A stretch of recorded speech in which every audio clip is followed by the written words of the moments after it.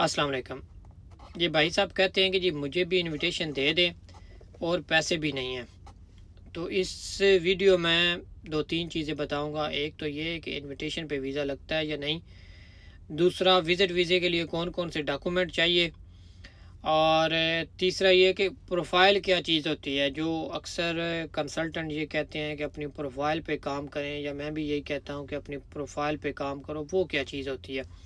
चौथी ये चीज़ कि आज से 5 साल पहले भी मेरा एक दोस्त मुझसे इन्फॉर्मेशन ले रहा था, और कल फिर उसका मैसेज आया और फिर भी वो वही सेम इन्फॉर्मेशन ले रहा है। तो पहली चीज़ ये कि जितने भी मेरे देखने वाले हैं, मैं सबको इनविटेशन दे देता हूँ, नो प्रॉब्लम। लेकिन मेरा इनविटेशन देने के बाद भी कोई गारंटी नहीं है कि आपका वीज़ा लगेगा। मुझे पाकिस्तान से हर दूसरा तीसरा मैसेज यही आता है कि भाई हालात बड़े टाइट हैं, बहुत गरीब हूँ, और कनाडा का वीज़ा दे दो। कनाडा का वीज़ा कौन दे सकता है? ना मैं आपको कनाडा का वीज़ा दे सकता हूँ, ना कोई और कंसल्टेंट आपको वीज़ा दे सकता है। जेन्युइन से जेन्युइन कंसल्टेंट भी आपको वीज़ा जो है वो नहीं दे सकता। उसकी क्या वजह है? वीज़ा कनाडा का तब भी मिलता है जब आपकी फ़ाइल स्ट्रांग होती है, जब आपकी फ़ाइल में कोई दम होता है। ये फ़ाइल है क्या है, कैसे बनती है? तो फ़ाइल में जो सबसे पहली चीज़ आती है वो आती है जी आपकी बैंक स्टेटमेंट। आपके पास बैंक स्टेटमेंट होनी चाहिए, एक रनिंग बैंक स्टेटमेंट होनी चाहिए। हर महीने आपकी कुछ अमाउंट उसमें आ रही है, उससे कुछ निकल रही है, और कुछ उसमें जमा हो रही है, सेव हो रही है। रनिंग बैंक स्टेटमेंट जब आप बनाएंगे तो 6 महीने के बाद आपके पास क्लोजिंग बैलेंस होना चाहिए। उस वक़्त आपके अकाउंट में अमाउंट होनी चाहिए जब आप वीज़ा अप्लाई करें, और वो अमाउंट उस वक़्त तक रहनी चाहिए जब तक आपकी फ़ाइल का, आपके वीज़े का कोई डिसीजन नहीं आ जाता, वीज़ा अप्रूव नहीं हो जाता। कुछ लोग ऐसे करते हैं कि किसी से लेके पैसे बैंक में डाल लेते हैं, 25 लाख ले लिया, 1 करोड़ ले लिया, डाल दिया, वीज़ा अप्लाई कर दिया, और वीज़ा अप्लाई होने के कुछ दिन बाद ही पैसे निकाल लिए।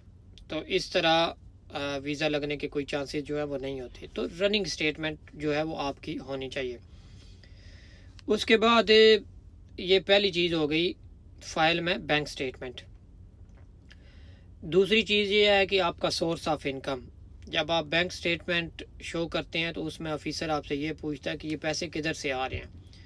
आप बिजनेसमैन हो, आपके पास जॉब है, क्या है? अगर आप शो करते हैं कि आप बिजनेसमैन हैं तो आपको फिर बिज़नेस के डॉक्यूमेंट जो हैं वो साथ लगाने पड़ेंगे। और अगर आप शो करते हैं कि आपकी जॉब है, आप इंजीनियर हैं, कहीं आप बैंक में काम करते हैं, तो आपको साथ आपकी सैलरी स्लिप और जॉब ऑफर लेटर लगाना पड़ेगा। तो ये दो चीज़ें हो गई, bank statement, job offer letter और बिज़नेस डॉक्यूमेंट।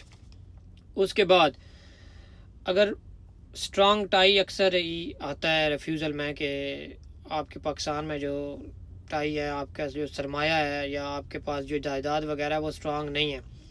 स्ट्रॉन्ग टाई में आपको क्या शो करना पड़ता है? आपके पास अगर आपकी कोई प्रॉपर्टी है, आपने उसके डॉक्यूमेंट शो करने हैं।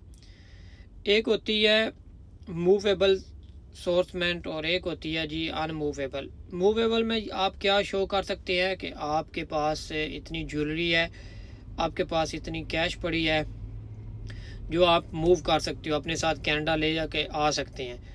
और एक होती है जी जिस तरह प्रॉपर्टी होगी, कोई आपके पास प्लाट है, आपके पास ज़मीन है, वो आप मूव नहीं कर सकते, एक वो। तो ये स्ट्रॉन्ग टाई में आपका ये आप लगा सकते हैं कि मेरे पास इतनी प्रॉपर्टी है और मेरे पास इतना सोना घर में जो है वो पड़ा है। उसके बाद जो डॉक्यूमेंट आते हैं वो आपका पासपोर्ट आता है।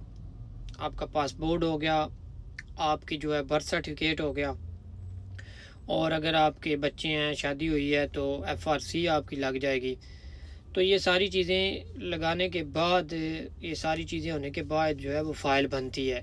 इसी को फ़ाइल कहते हैं। और जिसकी फ़ाइल स्ट्रांग होती है फिर जाके इनविटेशन लेटर आता है। इनविटेशन लेटर जो है वो सिर्फ एक पर्पस ऑफ विज़िट शो करता है कि आप किस लिए आ रहे हैं, एक सपोर्टिंग डॉक्यूमेंट बन जाता है। अगर आपके पास आप कोई कुछ भी नहीं है, जो बैंक स्टेटमेंट ये वो जो भी है वो आपके पास नहीं है, सिर्फ आप इनविटेशन लेटर पे वीज़ा अप्लाई करते हैं तो 100% रिफ्यूज़ल है। ऑफिसर ने जब भी डिसीजन देना है वो आपकी अपनी प्रोफाइल, आपकी अपनी बैंक स्टेटमेंट दे के आपका जो है वो डिसीजन देना है, ठीक है। तो ये जितने भी कंसल्टेंट बड़े बड़े जिनके वीज़े अप्रूव होते हैं, ना, वो ऐसे ही करते हैं कि पहले वो देखते हैं कि किस बंदे की फ़ाइल जो है वो स्ट्रांग है, उसका वीज़ा अप्लाई करते हैं और फिर वो अपनी प्रोफाइल पे आके कहते हैं कि इसका वीज़ा लग गया, उसका वीज़ा लग गया।